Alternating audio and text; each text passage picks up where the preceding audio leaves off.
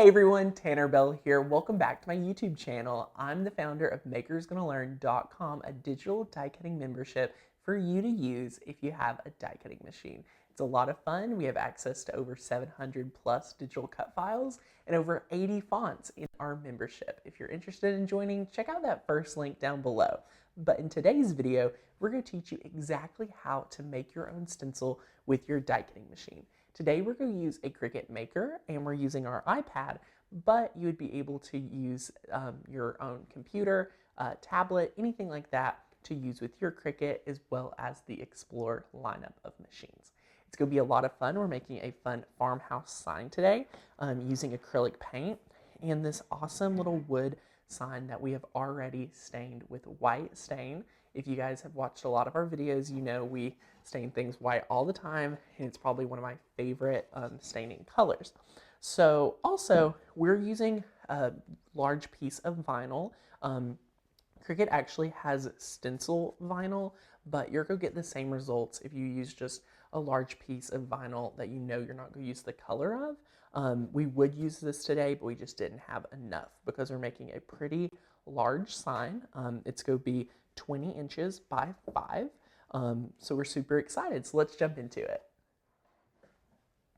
All right, so we're in Cricut Design Space on our iPad. Now you can see we already have Farmhouse designed right here, and we just grabbed this font from our Makers Gonna Learn font dashboard. So if you're a member, you can scroll through on the font dashboard, and remember you have to be a year member to have access to our fonts. That's something we like to remind you guys.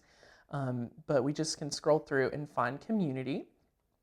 This is the one we're working with today, and we've already downloaded it onto our iPad. If you guys want to check out that video, we have a video on using fonts with our iPad that you can check out as well. So what we're going to do now is just select text, and you can see we're in System Fonts, and we've already typed in Community. So we're just going to select that. And we're just going to start fresh for real quick, and we're just going to type out farmhouse. Now remember, a lot of farmhouse items, for whatever reason, are using the lowercase f. So we're going to do that today too. And we're just going to type out farmhouse. And we're going to move this small one down and just size it up. So now this looks pretty similar to the one we have above. But remember, each time that you're designing with fonts, you want to go ahead, once you have all your letters how you would like it, you're not going to edit that. You're going to select actions, and you're going to ungroup. Now, if for some reason you may want to change the text later, I would duplicate this file by selecting layers and just this duplicate button. So you have 2 of those. Just for safety, I highly recommend that if you need that. We know we're just using farmhouse today. So we're just going to ungroup. And now you can see in layers that once we click ungroup, each of these letters are now its own layer. So now what we can do is start kerning these. So we can just move this F closer to the A, and then we can take that FA, position it better, the R, and then we can select the FAR, move it over with the M. And this is kind of how I like to. That's one of the reasons I love using the iPad, is it's really easy to kern your letters. You would do the same process on your phone, or your iPad, your desktop, or anything like that. So it's really easy and fun. So pretend that is how we would like it. You would select that, and you just want to select weld. If you select attach, each of these letters will still come up as individual letters. So to make this all one image to cut, you want to select weld. So there we go. It's welded. We can delete that one because now we have the image that we would like. So you want to then take a ruler or something like this. This is from a Cricut sewing kit. We love it. It's perfect for rounded images or projects, but also signs. And we are working with an image that we have sized to be 20 inches wide by 5 inches tall, and I believe this is about 6 inches tall by like 25 inches wide or something like that. So it's pretty going to fit nice right in the middle, and we're just going to cut that with vinyl. So let's click Make It. We're going to press Replace. And it's just going to let you know that your mat is larger than 12 by 12. So we're going to select OK. And I like to move this to the middle. If you're using a stencil, you want to move that to the middle of your vinyl. That way, when you apply it down, you're not going to have to worry about covering anything up with additional painter's tape or anything like that. Now, we're not using iron-on, so we do not have to mirror it. So we're just going to press Continue. All right, we're going to select Vinyl. And then we're going to select a little bit more pressure. If you've watched any of our videos, we highly recommend more pressure so that it's going to give that deeper cut for flawless weeding. And now what we're going to do is we're going to take our 12 by 24 inch mat that we have our vinyl on, and we're just going to load it into the machine. All right, so it's loaded into the machine. Last thing we're going to do is select fast mode at step 3, and then we're able to press the flashing Cricut button.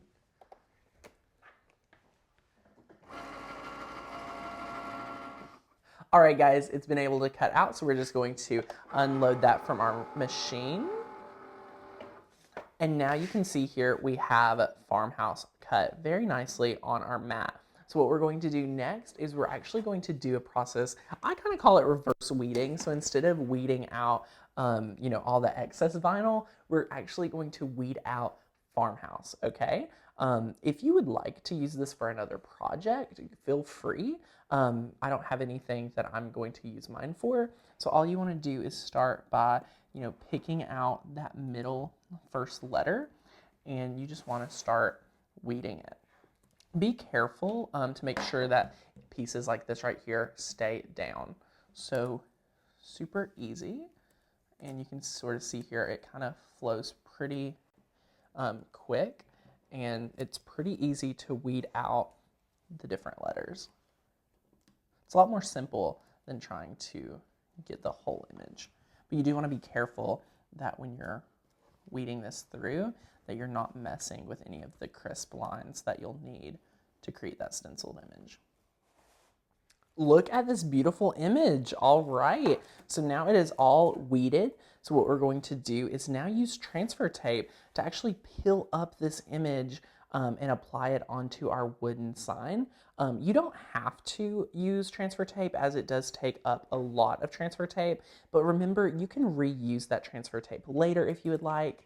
And I like to use it just so that we keep all of these pieces in place and we don't have to worry about manually laying those down or anything like that. The transfer tape is going to help us get flawless results. So what we're going to do is just stretch out our transfer tape, and we're just going to use a pair of scissors and cut it right at that mark, just like so.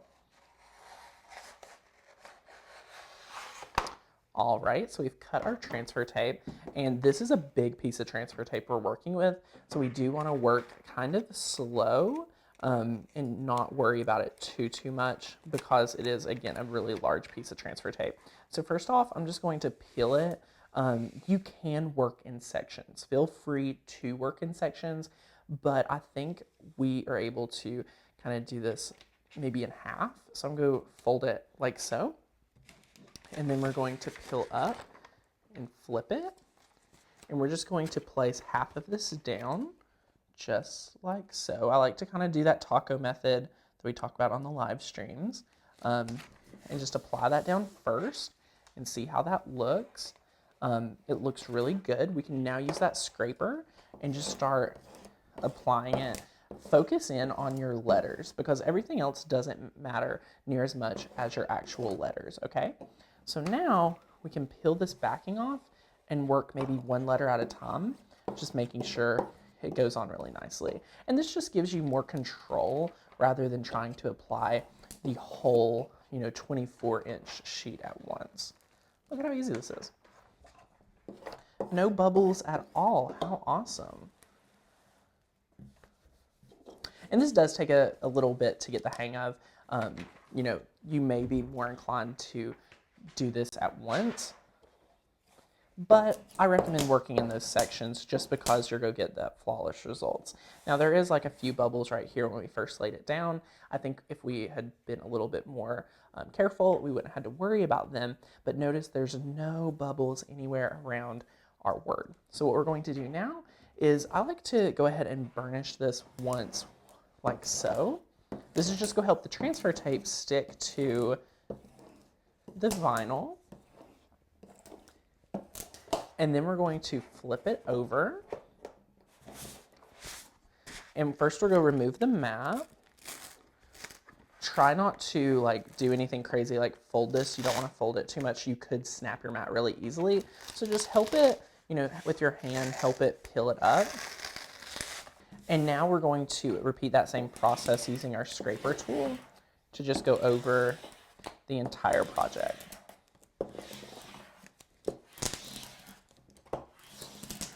All right, so now we're going to take the little backing off of our vinyl, just like so.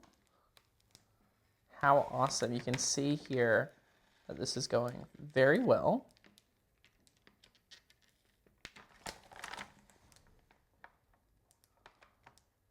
I kind of like going at that angle. It helps the vinyl stay down really well. But as you can see, if you burnish it properly, you will not have to worry about that too much. And guys, this is perfect to use chalk paint with, anything like that to make it more of a homier look. I'm sure if you all have been using your Cricut a ton, you may have noticed that sometimes vinyl on wood that we're applying to today will want to come up. So if you use your stencil method, and use paint, it's going to stay down for a lot longer. So now we can move this over. Position our sign. I'm going to kind of put it here in the middle. Honestly, this is when you get to hold it and start, positioning. It is going to be a little bit tricky to know exactly where the middle of our frame is. All right, guys, so we've found our positioning that we think is going to work really well. So now we're just going to take our scraper, and this is the time where you really want to burnish your vinyl down so that when you peel up this transfer tape, it's going to, be ready for you to stencil really well. So just go over each of your letter, just like so. So actually, before we transfer it over, we're going to just go ahead and cut off any of these excess edges right here.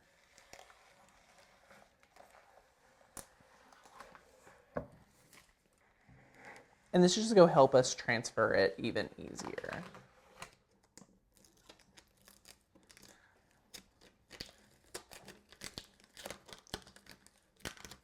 So it will want to come up a little, like we talked about, if this was just vinyl, it would want to peel up eventually. So you will see a little pull, but you'll be able to reposition it back down. So notice how we're just going through and with that tight, transfer tape, applying both of these little images, all of these little pieces to stay down. So now that we're almost halfway through, we're just going to cut off this excess transfer paper just so it's a little bit easier to manage our project. All right, guys, now that we've pulled up that transfer tape, you want to go over with your scraper tool as well as your finger, just to make sure that each piece is nice and adhered to your wood. And then now that that is ready to go, we're just going to grab our multi-surface paint today. We're just using a black multi-surface paint. It's a satin acrylic paint. We love crafting with that. And we love crafting with a clear plate as well as a makeup sponge. This is a great alternative if you do not have any pouncers or anything like that. So we like to showcase it a lot in videos because it's one of those things that if you do not have a lot of craft supplies, you could use out of the house, but you could also pick these up for $1 at the craft store. All right, so all you do is take the makeup sponge, dab it into the paint, and then you just want to take off some of that excess over to the side till it's evenly covered, and now you can just start stenciling onto the stencil. But we have to tell you, guys, please go up. Do not, go to the side. So you just want that up and down motion, just like so, and you want to make sure it's covered. So I like to just pounce for a little while on each spot, and that's going to give you really great even coverage and could help you from having to apply 2 coats. And look at how great this is going on. I love this effect. The makeup sponge does really well. And I do have to say, this wood is working really well with the paint. I think the makeup sponge is a great choice for these, intricate letters. And I think it's going to turn out really nicely. Okay, guys, we were able to stencil the entire farmhouse, and now what we're going to do is just peel up our vinyl. We want to be careful. Want to make sure no pieces get, stuck back to the stencil. So we're just going to start in a corner and start peeling this up, just like so. So now we're just going to go in and take out some of the middle pieces. And as you can see, it gives a really nice rustic look. We love this for stenciling, and especially when you're looking for that farmhouse look. And remember, if you have smoother wood, you're definitely going to get a lot better results. This is a really textured wood, so your results will probably be something more like this. So be careful when you're choosing your wood. If you are wanting more crisp lines, I would recommend, if you wanted to use this, sand it down even more or do something like that to have really nice and smooth wood when you're creating your stencil. Hope you guys enjoyed this video. It was so much fun teaching you guys how to make a stencil with your Cricut. Hope you guys enjoyed this farmhouse home decor. You could put it in your kitchen, your dining room, anywhere in your home. I think this will look really great. So be sure to give the video a thumbs up, subscribe to check out more Cricut tutorials every single week, and be sure to check out that first link down below to learn all about our membership, where you can get access to hundreds of digital cut files as well as fonts and access to our digital die cutting community. Hope you guys have a great day, and thanks for watching. Bye!